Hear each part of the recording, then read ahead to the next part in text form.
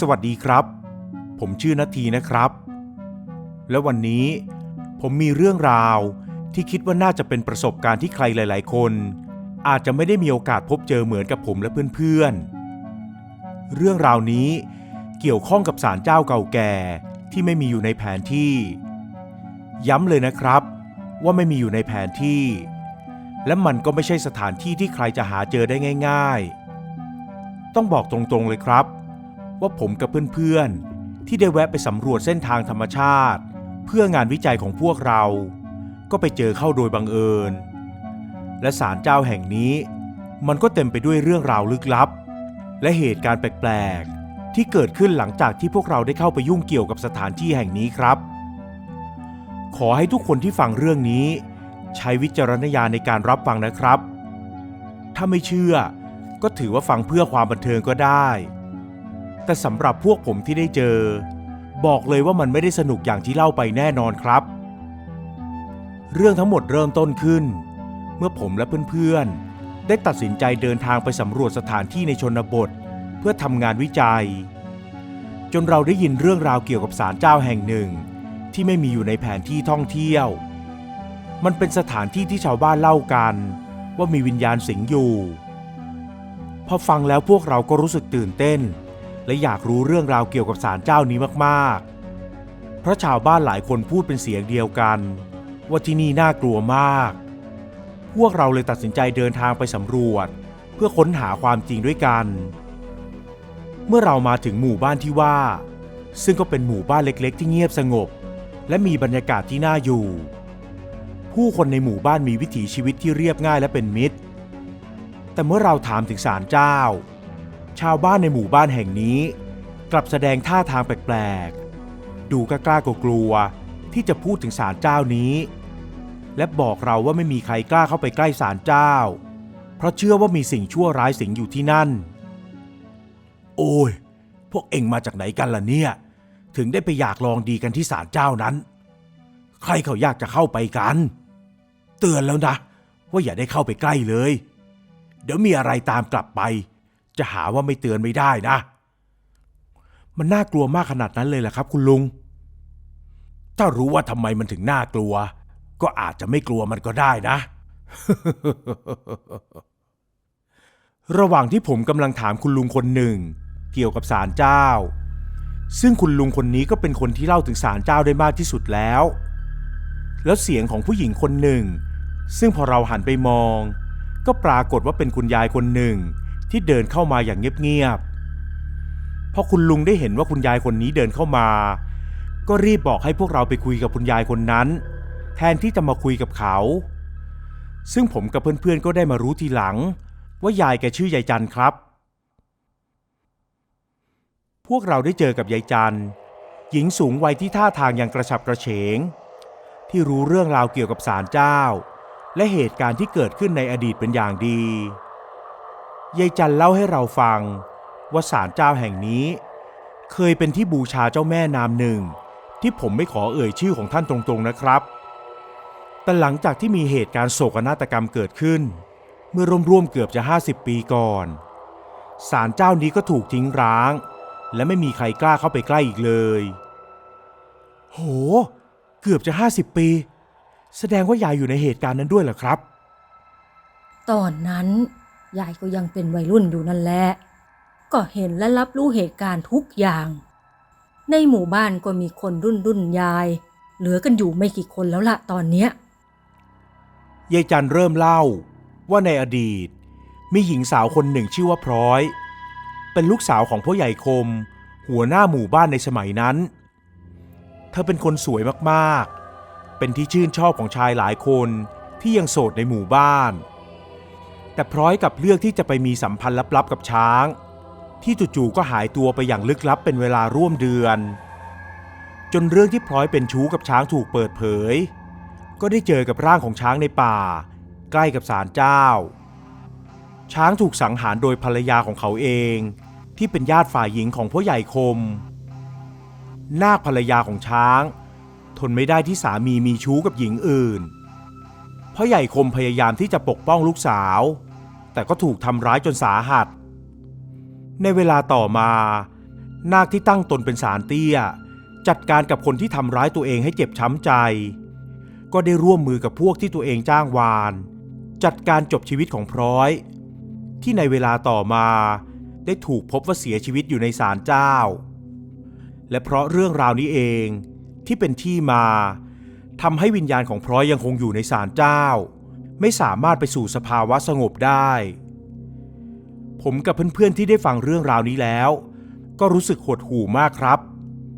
เพราะในสมัยก่อนการตั้งตนเป็นศาลเตี้ยไม่ใช่เรื่องแปลกอะไรเลยในตอนที่บ้านเมืองยังไม่ได้มีความเจริญขนาดนั้นแม้แต่ในยุคปัจจุบันบางพื้นที่ที่ห่างไกลความเจริญแม้จะพัฒนาไปบ้างแล้วแต่ก็ยังมีการทำแบบนี้กันในหลายพื้นที่เพียงแต่ไม่ได้เป็นข่าวออกไปก็เท่านั้นเองการเดินทางไปยังศาลเจ้านี้เป็นไปด้วยความลำบากแต่โชคดีที่ยายจันยอมมากับพวกเราด้วยพวกเราต้องเดินทางผ่านป่าทึบที่เต็มไปด้วยหญ้าสูงและเถาวัลย์ที่พันรอบตัวจนเดินลำบากเมื่อเรามาถึงศาลเจ้าก็ได้เห็นว่ามันเป็นโครงสร้างไม้ที่เก่าแก่และมีรอยแตกหักที่เห็นได้ชัดบรรยากาศรอบๆศาลเจ้าทั้งมืดและเต็มไปด้วยความเงียบที่ชวนให้วังเวงทำให้สถานที่นี้ดูน่ากลัวและลึกลับมากครับขณะที่ผมกับเพื่อนๆกำลังเดินสำรวจรอบศาลเจ้าเราก็ได้พบกับเหตุการณ์แปลกๆที่ทำให้เรารู้สึกขนลุกกันตลอดเวลาเดือนแฟนของผมที่เป็นคนมีเซนส์ก็รู้สึกถึงพลังงานบางอย่างและเห็นภาพหลอนของผู้หญิงคนหนึ่งซึ่งน่าจะเป็นพร้อยเดินอยู่ในศาลเจ้าพงเพื่อนสนิทของผมเองก็เห็นเงาดำในกล้องถ่ายภาพที่ไม่สามารถอธิบายได้แต่รูปถ่ายที่ถ่ายออกมาสำเร็จแล้วกลับไม่มีเงาดำนั้นซึ่งพงก็ยืนยันหนักแน่นมากว่าเขาไม่มีทางที่จะโกหกอย่างแน่นอนส่วนผมเองขณะที่เดินเข้าไปในศาลเจ้าผมก็รู้สึกได้ถึงความเย็นเยือกที่แผ่ซ่านไปทั่วร่างกายและรู้สึกเหมือนกับมีใครบางคนกำลังเฝ้ามองเราอยู่เพื่อนของผมอีกคนนั่นก็คือลินซึ่งมีความเชื่อเรื่องวิญญาณและมีความเชื่อว่าตัวเองสามารถสัมผัสหรือรับรู้เกี่ยวกับพลังงานเหนือธรรมชาติได้ก็เริ่มแสดงอาการแปลกๆเธอเริ่มพูดด้วยเสียงที่ไม่ใช่เสียงของเธอเองและคำพูดนั้นก็เต็มไปด้วยความโกรธและความทุกข์ทรมานเรารู้ทันทีว่าเธอถูกวิญญาณเข้าสิงแล้ววิญญาณของพลอยที่ถูกสังหารกำลังใช้ร่างของลินเพื่อสื่อสารกับพวกเราเธอพูดถึงความเจ็บปวด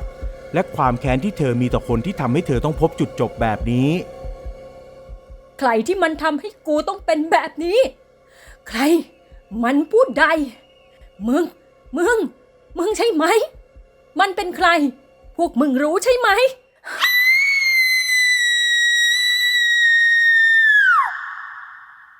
ในตอนนั้นสถานการณ์นี้ทำให้เราทุกคนหวาดกลัวและไม่รู้จะทำยังไงต่อยายจันที่มากับพวกเราด้วยก็รีบเข้ามาช่วยลินด้วยการท่องคาถาอะไรบางอย่างก่อนจะเอามือแตะไปที่หน้าผากของลินและก่อนที่ยายจันจะบอกกับพวกเราว่าเราคงต้องทำพิธีขอขมา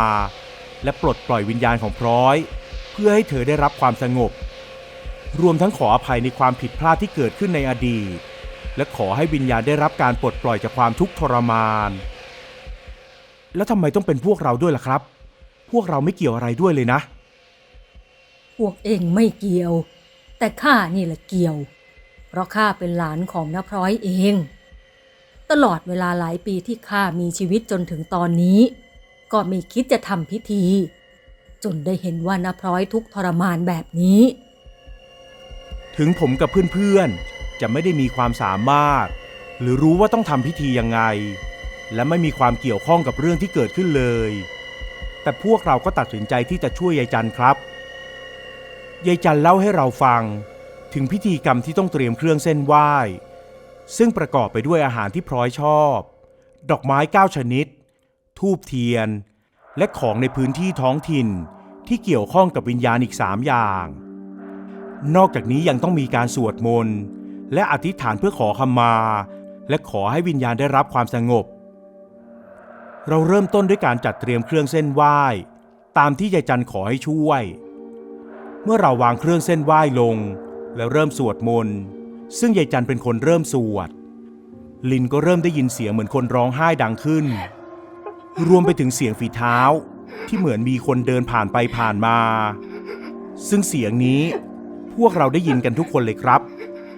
ก่อนที่พวกเราทุกคนจะได้เห็นร่างเงาของชายหญิงคู่หนึ่งที่ปรากฏขึ้นในศาลเจ้าร้างผมยอมรับเลยว่าผมแทบจะไม่เชื่อสายตาของตัวเองเลยครับพวกเราเริ่มรู้สึกถึงความกลัวและกังวล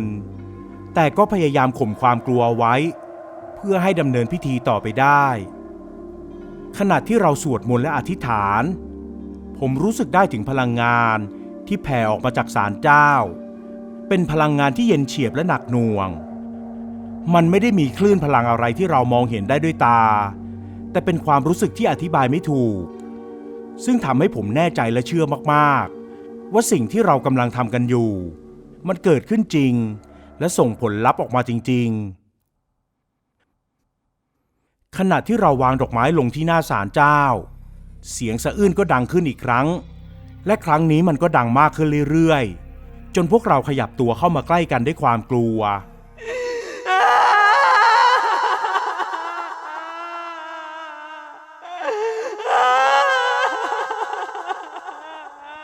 นาพลอย